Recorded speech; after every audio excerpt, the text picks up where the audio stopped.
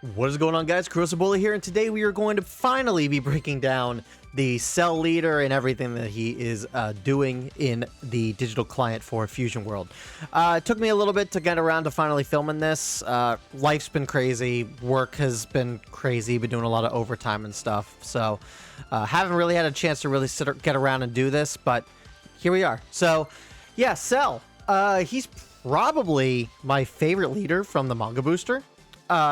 He is doing some pretty cool things, not just necessarily his leader skill, but also just the way that his deck is kind of structured, which is really neat. He's basically a standard leader on the front side. On the back side, though, if you remove an android battle card through skills during the turn, he's able to draw, and then this card gets 20,000 power for the battle, making him a 40k swinger, which is pretty strong.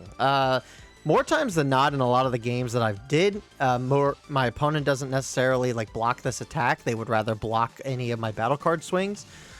So I know usually more times than not that this guy is going to connect and probably take a life or potentially remove a card off the board, depending on how hard I want to go in with it. So in terms of my actual build, it's a little... This isn't my final build just yet. I've been kind of messing around with this build specifically, and it's worked pretty well for me so far. But yeah, so I mean, the big main thing about this deck is two things. One is we have our cell chain. So we have our 1 cost, our 4 cost, our 5 cost cell chain. Basically, the way that it works is just like in the show. Cell absorbs androids 17 and 18 and becomes stronger. I have 3 copies of this guy and 2 copies of this 17 from the UI Goku deck. Basically, the idea is that either on turn 1 with marker or turn 2, depending on my matchup, I play both of these out and get 3 15k swings, 1 because of leader and 2 because of this guy and this guy. And then leading into going by the end of turn 2, I will be able to absorb this guy, remove this cell, draw a card to replace this guy, and then play this guy, potentially minusing something on my opponent's board. Very, very strong. Having this guy out on turn 2 or even turn 1 is almost impossible to remove. The only things that can really remove these cards that soon is, I want to say that red and blue easily have the easiest outs. Green has Warm Greeting, but Warm Greeting isn't like the greatest card to be playing, especially that early on. So I don't think Green necessarily wants to run this. But I mean, Green, at the end of my turn 2, that would be going into my opponent's turn 3,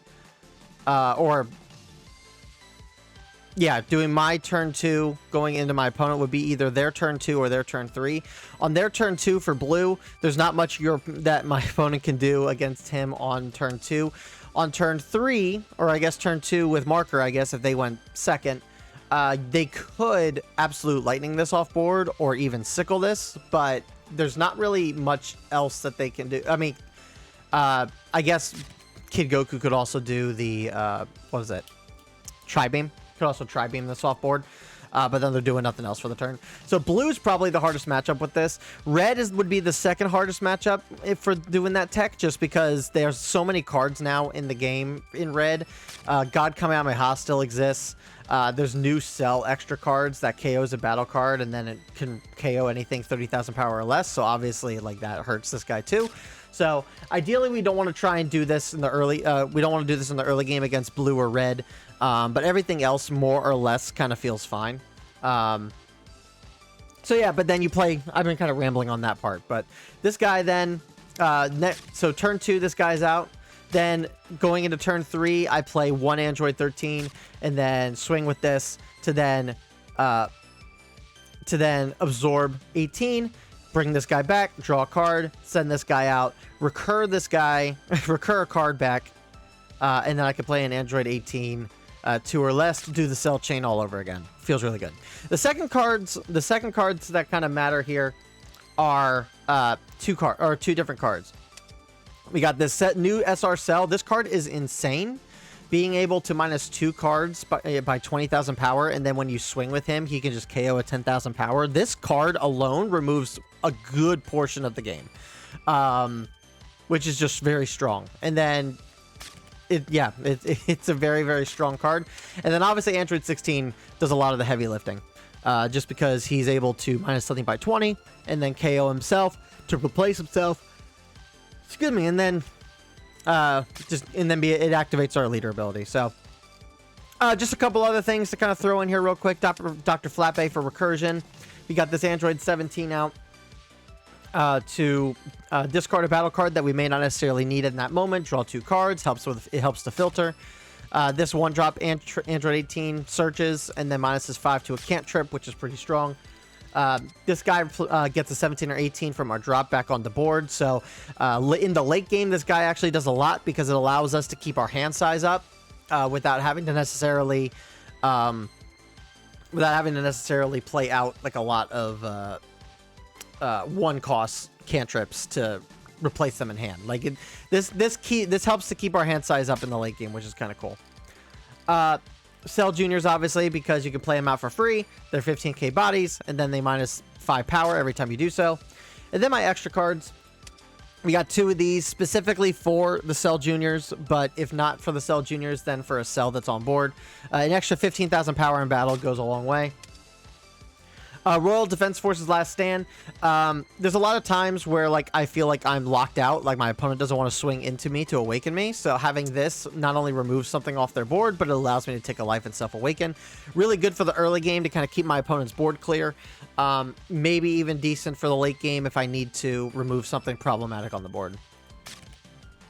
And then this card to KO a battle card, to replace this card in hand, and then to KO a 30k power battle card or less. Just really strong. So, yep, that is the deck profile. Let me know what you guys think. Let's get into the games. Alright, so this first match is going to be against Bulma. She's deceptively good. Like, I think a lot of people see Bulma and what she's doing, and they probably don't think anything of her. But she has a lot of aggressive potential. Yeah, she doesn't swing. She doesn't swing with leader. Like, she doesn't have an attack or anything like that. And but she's restanding battle cards on her board while comboing, and that alone is like having her herself being a swinger. Most of the cards that you're swinging with her are going to be 20 or 25,000. So basically counts as like an extra, as like a leader swing, basically, since you're getting 2 swings from 1 card. But yeah, she's deceptively good. She can put out a lot of forward momentum, especially if she can get multiples of those Yamchas out, the ones that free play something. Like, she can be really, really good. Now, when it comes to Cell in particular, when it comes to this particular matchup, obviously controlling the board is the name of the game. We want to make sure that those Yamchas do not stay on board. We want to try and remove any double strikers where we can, because double strikers can be very, very scary, especially if multiple are out on the board at one time. And yeah, it's just a matter of controlling the board. Which when it comes to this deck, I think this deck does it extremely well. The fact that we can get we can get the cell chain going off at one time, like we are right here. We can minus down this Krillin. Obviously, we don't have to swing at the lead. We can utilize a lot of the cards that are on our board. Like, we can actually take advantage of using that 17, which allows us to put our actual at swing costs out.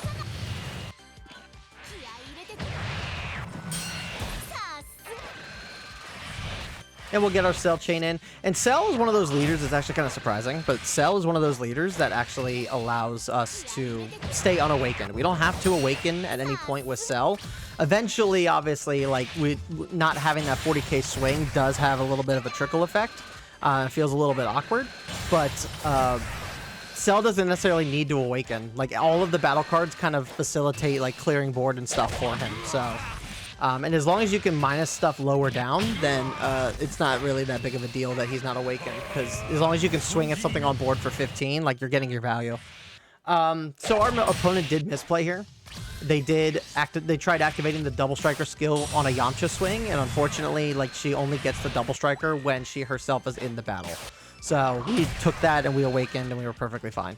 But yeah, so we're getting a 35k swing here because we want value onto the leader. Cell Jr. is able to go in here and get a swing in here. That they would have to give us a super combo or or 2 cards to get out of that. So we're just swinging and swinging and swinging. And you can already see the stark difference between our opponent's hand and our hand. Like, our deck has so much value in terms of just recursion, whereas Bulma kind of has to play everything out of her hand just to be able to do what she needs. Now, I will say, Bulma is a little bit better when she already has like a Roshi or 2 on the board, because Roshi, if you have 1 or 2 Roshis on the board, you're drawing a card every single turn, so your hand size is staying relatively up by doing so. That being said, it can be a little hard to keep, especially against this deck. It can be a little hard to keep those cards in check, right? So here we're going to swing at lead. We're going to minus... we got rid of the Yamcha, right? I think we minus the Yamcha. No, we minus the Goku, because that's a 40k swing every single time that we did that.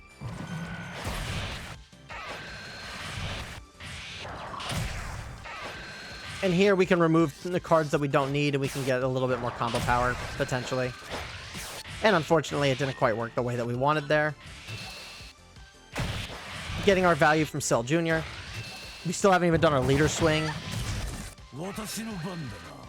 And they're going to take this as well.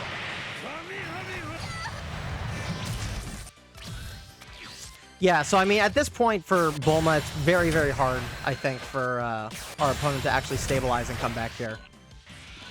They're heavily focusing on board at this point, and to be fair, they kind of have to.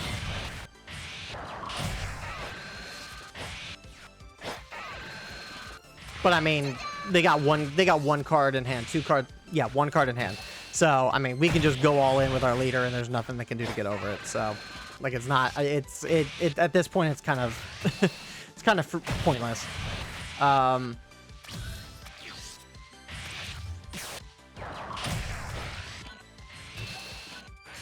Okay, well, and then yeah. They just decided to do that. So I was trying to give them the easy out. I was trying to be like, I don't want you don't need to see the animation if you don't want to. I'm not gonna like torture you in any way. So like, we can just end this. But no, just is what it is. All right, on to the next. All right, so in this matchup, we're going up against 18, and I might show 2 different 18 matches here, just because I want people to kind of see the contrast between what could happen and what doesn't often happen. I've been seeing a lot of conversation and talks about how, like, oh, like, Android 18 is like the hard counter to Cell. And to an extent, I understand that sentiment. I can agree to that to a certain extent, right? I can agree to that to a certain extent. Now, what I agree with is the sense that Android 18 has a much better board presence than what we do. So they can build up a little bit wider. They can minus our stuff off better. They can swing into our active mode battle cards and whatnot. It doesn't. They can go a little aggressive into. They can go a little bit more aggressive into us, and they can make that work better for them. And that's a reason why I said at the beginning of the video that self-destruct is a good counter against the 4-cost Cell, because now we don't have many plays that we can really work off of, and we kind of just have to work with what we got. Now, we were able to get them awakened by turn 3, or turn 2, I guess. But now we're not really drawing anything here. We got our 5-cost, but we have 2 more turns before we can even play our 5-cost. So that's unfortunate. So here we're just kind of like trying to get ourselves self-awakened so we can start applying some actual pressure.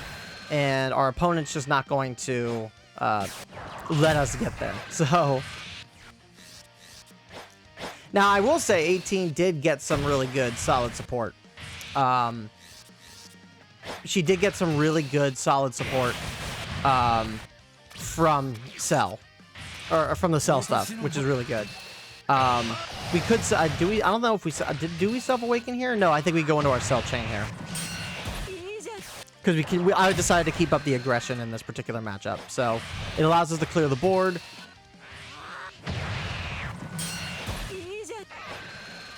We're still keeping our hand size up, and this is why I'm also saying that like we don't necessarily need to awaken, because for us, like, we're unawakened still, and we're sitting at 9 cards in hand.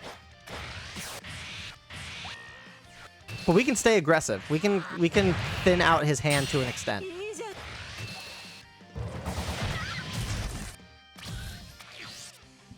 So yeah, I mean, but I don't necessarily know if I agree with the sentiment that that Android 18 is the hard counter to Cell, because in this kind of situation, she is like slowly thinning us out,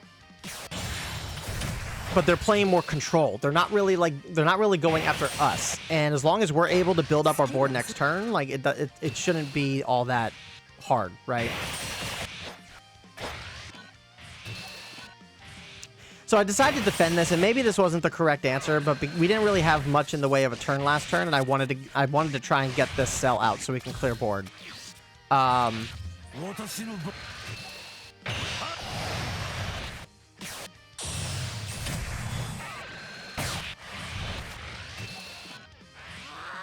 I want her to keep focusing on our board rather than focusing on us, too, so...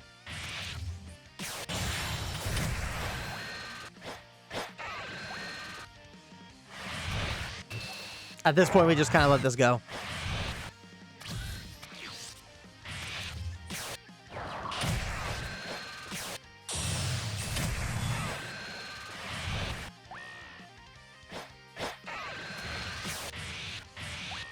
And we put a solid 50 on that, so we know that that's clear. And then we can just draw.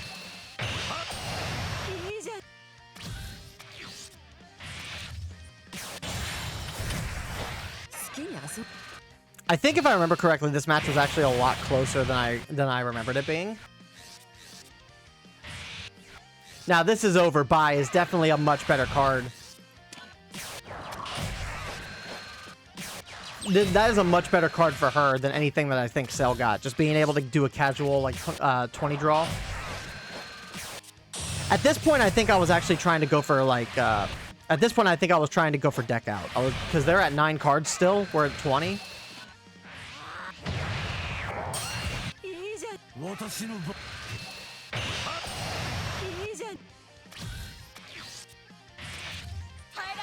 And now they start to go for the Awaken.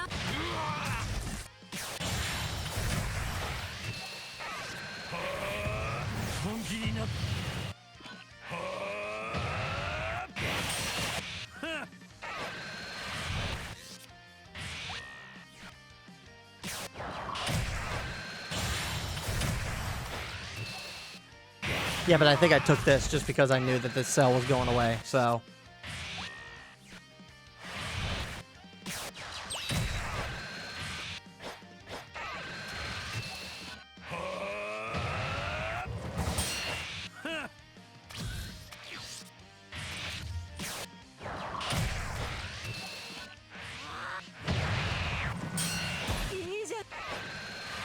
Yep, so, I mean, it's kind of hard, not really much to really say about this match outside of, like, it can be a little cumbersome, I guess, at times. And again, I'm going for the deck out. There are 5 cards left, so it's like, as long as I can kind of keep my... As long as I can kind of keep my hand size to a decent size, and as long as I keep as much as I can, I think I should be fine.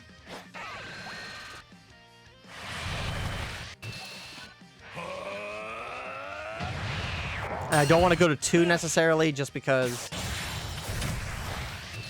I didn't want to go to 2 necessarily, because I didn't necessarily want to have to deal with a double striker, which is always a possibility.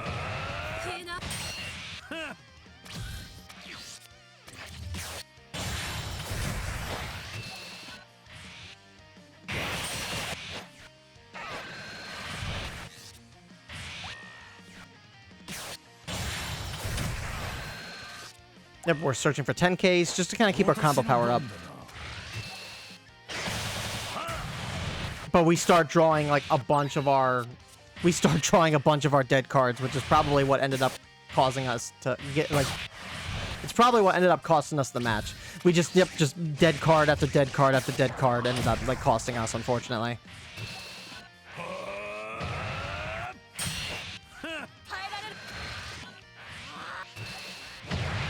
Yeah, but they knew that they had to go for game here.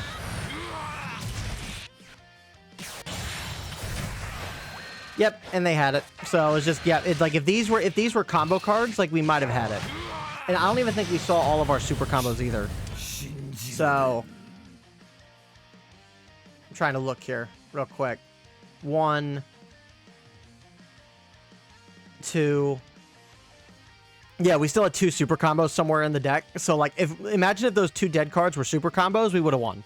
So, again, I don't want to say that 18 isn't a good answer into Cell, but I don't think that she is a hard counter for Cell. I think she can do decently well into him. I think she's probably, I would say it's probably a 50-50 split, more than anything else. But because a lot of her battle cards require you to swing into your opponent's board, and her leader effect only works on cards that are swinging into a battle card, like, she can't be as aggressive as we can. So that becomes a little bit harder for her. So we'll have another Android 18 matchup in here, but let's go on to the next one.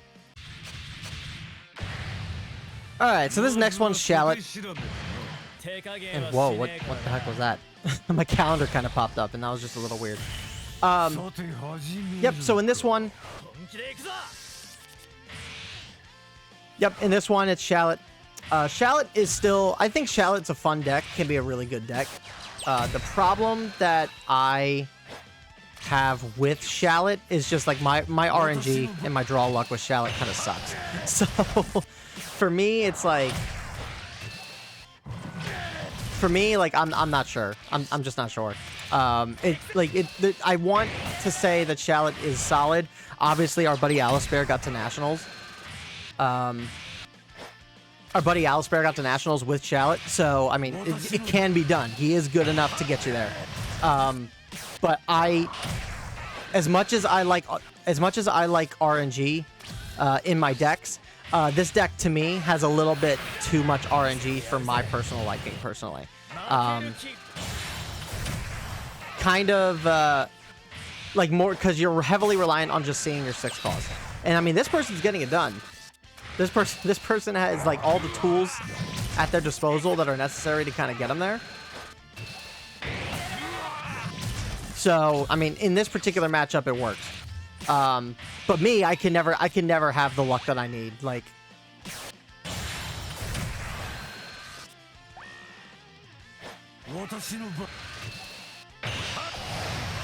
so now here we're just controlling the board. We need to make sure that all the 6 costs stay, you know, dead, that they don't stay on board, and just kind of go from there. So I'm perfectly fine with just playing out cards that are just going to minus that Goku off board. We're now at a point where we can awaken.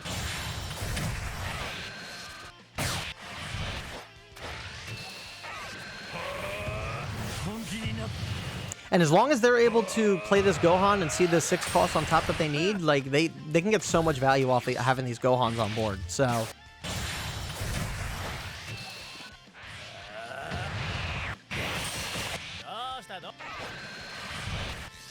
but yeah, we're just gonna control this as best as we possibly can. So,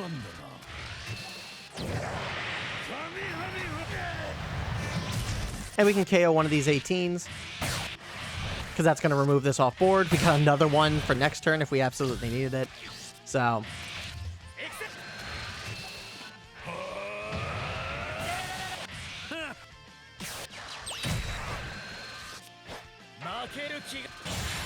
So this is where, like, this is where right there was the first fumble in this particular matchup. Shallot players, if you're playing Shallot, you need to use your field. You need to be utilizing your field, whether on offense or defense. Like, you can't be free playing Gohan when you have this on board, knowing full well that you need to, you know, you need to see your pieces. You need to see your 6 costs to get your effects. Use your field. Just use it.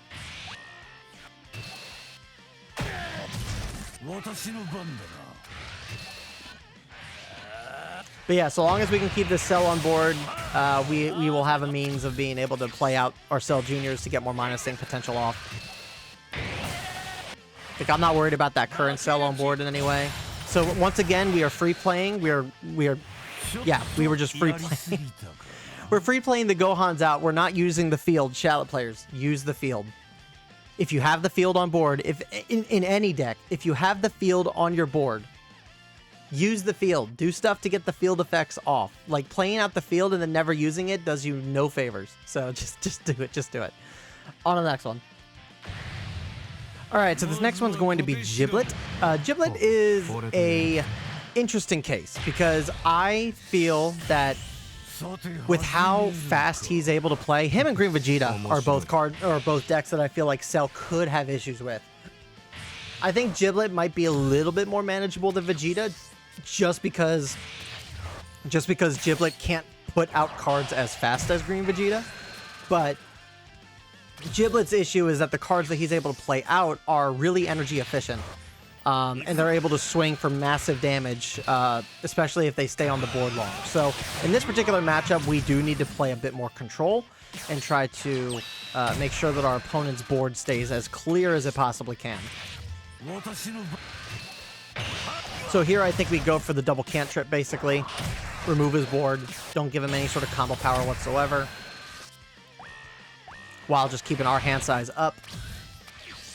We want to match his hand size as best as we possibly can. So it's a little back and forth here in the beginning. And he chooses not to swing, which I think is probably smart for him. He doesn't want us to be getting the 40k swing. So same for us. Like, I'm just going to ditch one of these Cell Juniors to facilitate our hand just a little bit more. We're going to make sure that we keep his board clear. And that's the thing that I love about this Cell, is like the recursion power and the draw power that it has. It's extremely consistent. Cell almost feels like a bleed deck at times, just because of how much recursion he's able to get, and how much draw power he's able to get. So Cell is just a lot of fun.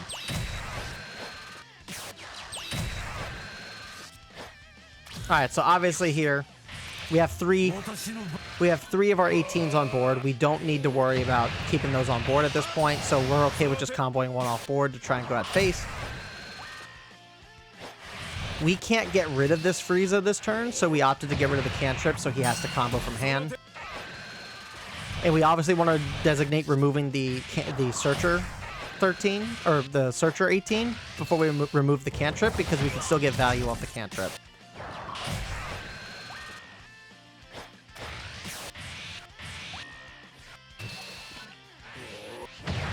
And we're just going to swing into the Cell Junior combo is crazy with the instant transmission card.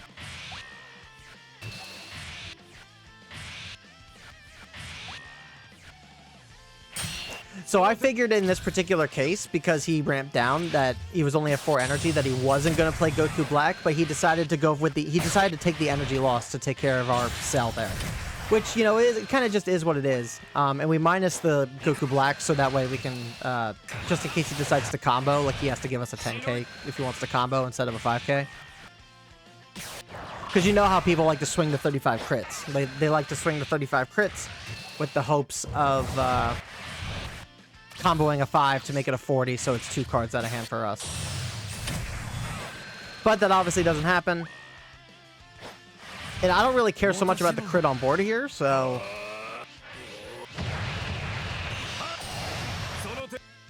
And I think we did that so that way we can swing and just KO the Frieza. So, yeah, we gotta deal with a 35k crit, but I'm not all that concerned.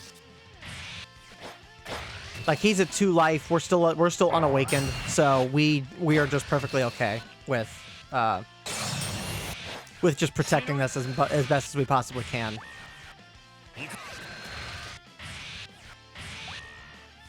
And we can super combo out of this. So it's not that big of a deal for us. And yep. And we KO this. He goes to 1, which is dangerous. I don't think if you're a Giblet player, you should not be going to 1 against this deck because of how high of a swing count we can do.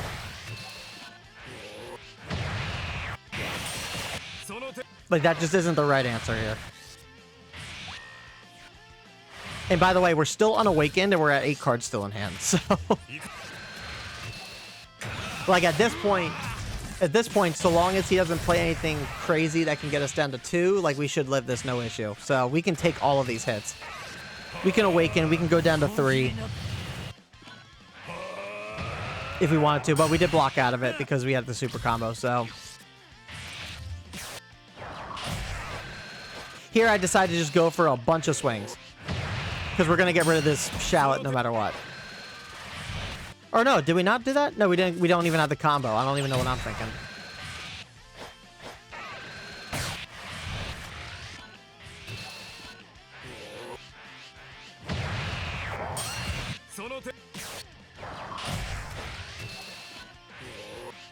Yep, so just swing as much as we can. Just keep swinging, just keep swinging.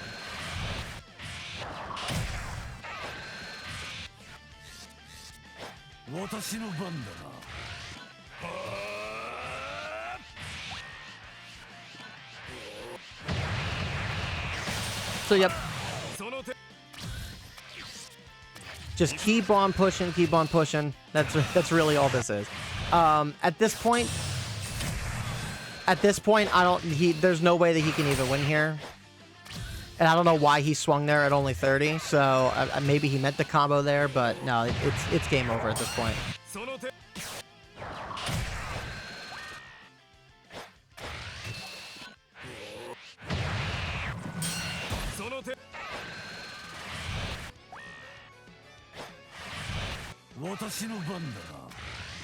And once again, I combo 5 just in case he's got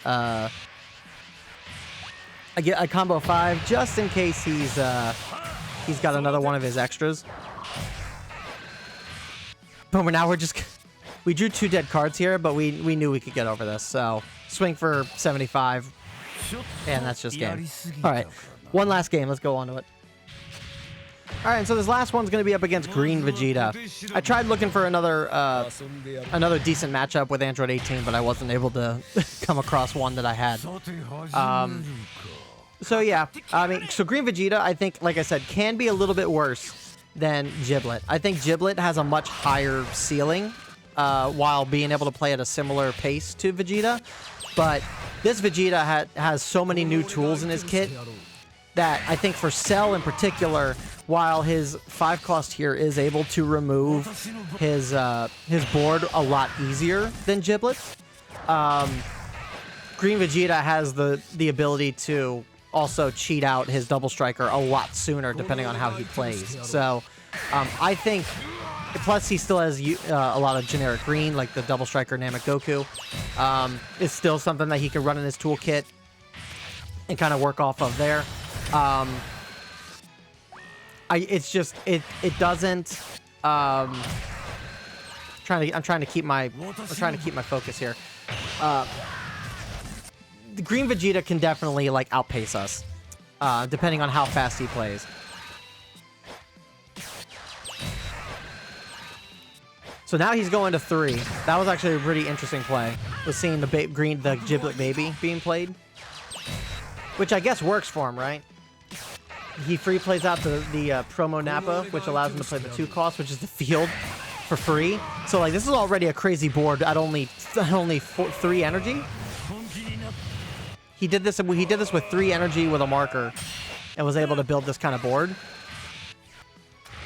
So this is obviously very scary because we have to survive another turn before we can even play our SR out.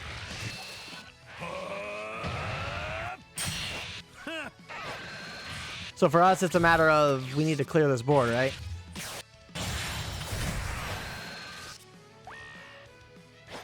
And I think I decided to.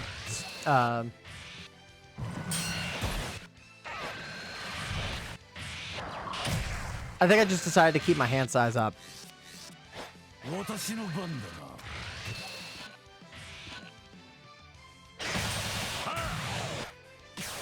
Because obviously we can't really do much in terms of his actual field this turn. Next turn we'll be able to start taking care of his field.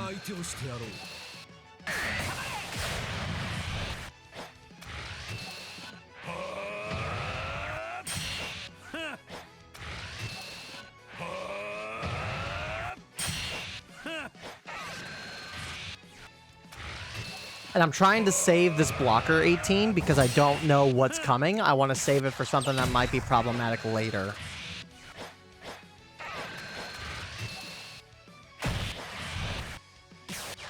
Like that. Like that was the last swing, and we have 18s on board. Or I thought it was the last swing, but he's playing out another Nappa. Yeah, so this is where like things can get a little hairy. We need to play out this. I think we do end up opting out to play this. We have 2 Cell Juniors that we can work with.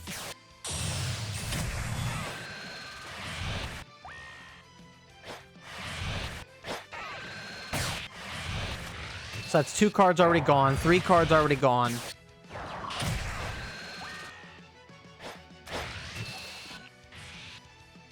We're getting rid of cards in his hand. Because that's part of the problem with this matchup, is that Cell can't really do anything about a board like this until at least turn 5, turn 6. So, for us, it becomes a little hard. Vegeta can't, reasonably, he cannot keep being he can't be defensive to his entire board.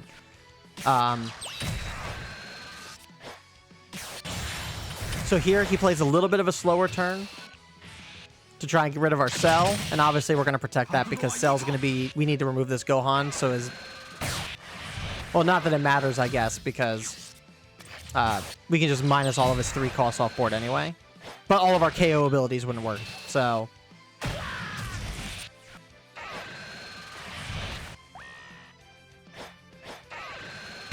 Yep, so we're just going to swing and keep swinging. And he is losing luster. He doesn't have any super combos. We're able to just play out our second SR Cell for some added pressure. He's got to use instants, which feels just a little bad, just a little bad.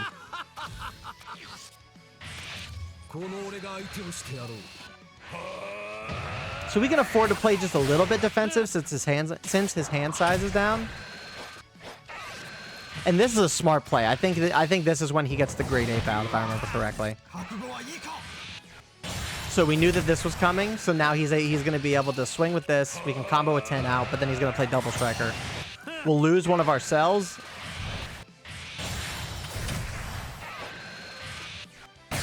But now he's down to 3 energy, so next turn there's not much that he's going to be able to do to be able to get rid of this. And we want to keep this. We want to keep the 16 in hand because the 16 is going to be the thing that helps us remove the Great Ape.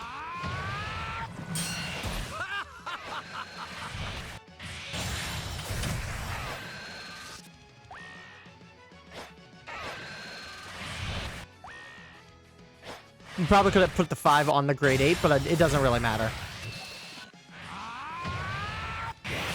We did the searcher for the search, not necessarily for the minus. And now if he somehow is able to play out another one, at the very least we have 2 super combos to get out of it. So he goes down to 1.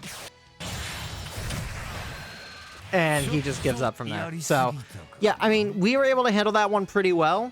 And he did have a crazy board going into from turn 3 and 4 there. It's just that for Vegeta, when it comes to our control aspect of the deck, he can't really afford to defend a lot of what's on his board, right? Because a lot of it is kind of small fry stuff. So I understand where he was playing there, and he probably could have, if he was able to get out some Raditzes and play out Raditzes to play out faster, like it would have been a little bit more problematic, I think. But we didn't see the new 3-cost Raditz, so it didn't really matter. So, all right, let's wrap it up. All right, so that is going to do it for the Cell breakdown and deck profile for today. Thank you guys so much for watching. If you guys enjoyed the video, please consider hitting that like button. Subscribe to the channel for more. We are on our way to 500 subscribers. So I would like to get there before August. So if you did enjoy yourself, please consider hitting that sub so you can stay up to date on more Fusion World content. In terms of the build, I mean, I love this deck. This deck feels like a blue deck in red, and I think that's really cool and different for red. And Cell seems to be doing really well on the competitive circuit, so it'll be interesting to see. It'll be interesting to see its success in the future.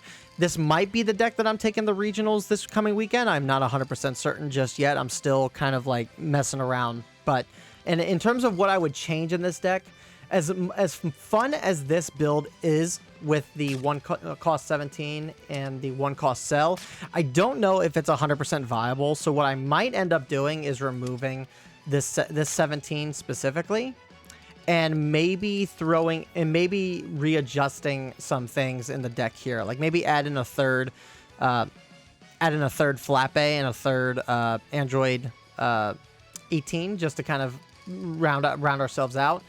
But we'd still maybe keep the one cost Cells, just so that we can, if like again on turn 2 with Marker, we can play this out and we can do the same exact thing. So just having the extra 0 combo here just feels a little awkward. But yeah, let me know what you guys think down below. How are you guys building your Cell decks? What would you change in this particular build? Let me know down in the comments below. I'll see you guys all in the next Fusion World video. Peace.